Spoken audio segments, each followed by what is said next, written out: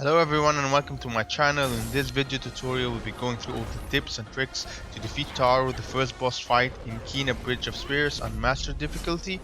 We'll go through Taro's different attack tactics and share insights on what is the best way to counter these attacks. Of course, Master difficulty can be quite challenging, but with practice and this video guide hopefully you can defeat him in just a few tries. So Taro's fight is a two-phase boss fight, and in each phase he alternates between 4 different attacks. The first two being the sword lunge, and if you stay nearby he will combo that lunge with a tail sweep. One lunge ends up tipping the sword in the floor as in the first section, and the other one he is waving it at you, and similar to the first lunge attack, if you try to attack him afterwards he will tail sweep you. Next is one of his stronger attacks, and that is the 3-hit combo sword attack, and he usually does that when you hit his fire necklace for an opening to attack, and if you stayed at it for too long you will get caught in this attack that could instantly kill you since it is a 3-hit attack. And lastly there is the sword rush attack where he charges momentum and rushes towards you with his sword. Unlike with lunges, if you stayed around he will combo this with the tail attack. Phase 1 ends when he does the glowing red roar, and if you don't shield against it you will take damage and it could kill you from its wave effect. The second phase starts when he does his 5-hit combo attack and ends up breaking his sword. In this phase he relies on his claws rather than his sword, so if you stay nearby him for a while he will do a floor smash instead of his typical tail sweep in phase 1. And in phase 2 most of his attacks relies on distant jumping where he lunges at you, smashing the floor if he is from a far away distance, or lunges at you with his claws in a 3-hit attack combo when you are nearby him. The strongest attack and probably his weakest point is in phase 3 where he runs in circles and then runs towards you and grabs you. This is a 2-hit attack and deals massive damage, so this is your priority to avoid these attacks but as well encourage him to do more. And lastly he will try to attack you with his claws whenever you're nearby him, so make sure you keep your distance and look out for him as he runs around in circles for the grab attack. Now let's go through the upgrades needed to make this fight easier. I recommend 3 upgrades before starting the fight. The first one is focus. This slows down time before shooting your arrows. Then there is parry counter to attack straight after you parry. And lastly, sprint attack heavy. This allows you to do a heavy attack as you run towards him. Now the first thing you want to do when starting the fight is aim for the necklace and run towards him with a heavy attack, then followed by a light combo attack. If you don't parry or dodge in time, you will get hit by his 3-hit combo attack, and we will talk about this in a few seconds.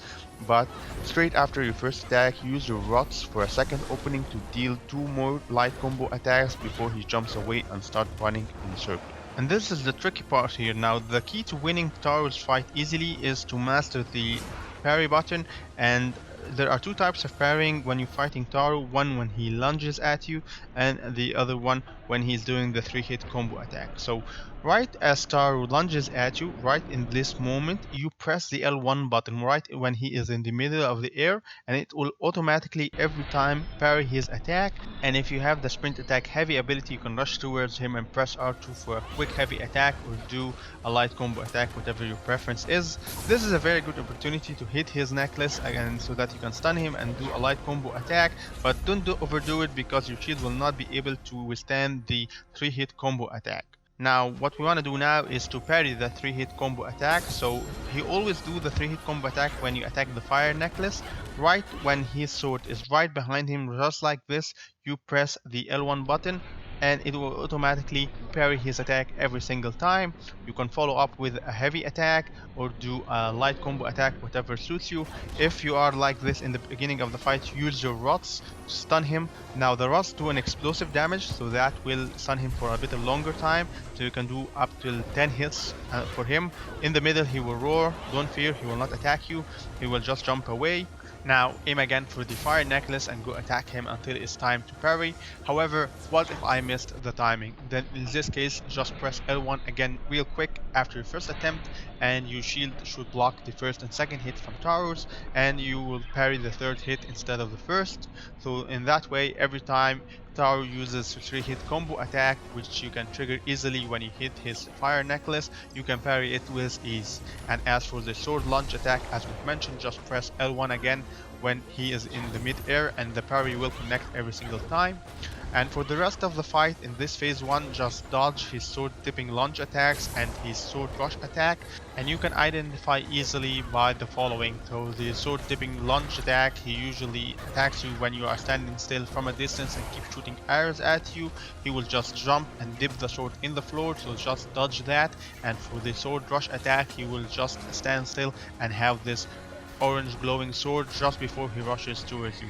So just avoid that as much as you can and wait for the right angle so that you can parry the other 2 hits and do the heavy attack or a light combo attack until he get to the red glowing roar phase. And when this triggers, this means that the phase 1 is over, and now he will just do this 5-hit combo attack. So just try to keep the angle of the camera at him while he is moving, and do the double dodge by pressing O twice to make sure you don't get caught in his attacks.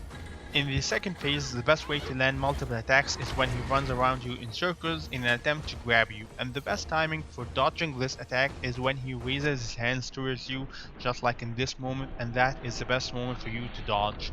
This is his strongest attack in phase 2, however, as I mentioned, it is also a point of weakness, but from a defensive point of view, this is how you avoid this attack when you're not positioned right or you ran out of arrows, so do not go overboard trying to stop this attack and play it safe, as this will cause you to be hit twice. Jumping anytime sooner will get you caught, as he will aim for you after you perform the dodge, like in this failed second attempt. That being said, there is little window for you to attack in this phase, as he will be running non-stop, so in order for you to make hits, you can have 1 to 3 hits after every jump, but make sure to press double dodge by pressing double O to get away from his floor smash. Aside from that, whenever he jumps at you with his claws, just keep dodging until you get away from harm. For the launch attacks, keep an eye on him while you run in circles and press O to dodge when he jumps towards you. And for extra caution, you can press O twice to do the double dodge to get away to a safe distance. You can attack him after he lands his attacks, but it's not safe as there is a small window for you to attack, but I would recommend using your arrows from a distance if you want to inflict damage instead. Just don't consume all the arrows at once to use them later on as you aim for the fire necklace. Alternatively, going on the offensive side, when he is running in circles and trying to grab you, what you want to do at this point, instead of dodging the grab, is aiming at his necklace with your arrows and pressing R3 to do a focus to slow down time, and if you hit him while he's running, he will get stunned by an explosive hit similar to that of the rot stunt earlier in the game. And he will not attack even after he recovers, but instead he will jump away and either attack you after that jump or with his claws, or run in circles again to do another grab. Just keep at it, dodging when you're out of arrows and tuning the necklace to do damage to his health and get some combo hits. It took me about 72 hits to beat him, 4 heavy attacks, 11 combos of the light attacks, that was like 5 attacks each, and 13 arrows to deplete his health. Just take your time in the second phase and parry using the method I mentioned earlier in the video. And that's it guys, I hope you enjoyed the video and hopefully it can make the learning curve a little bit better. I will be posting other fights later on, so make sure to like and subscribe to get notified when I post new videos. Thank you for watching and hope to see you in another video.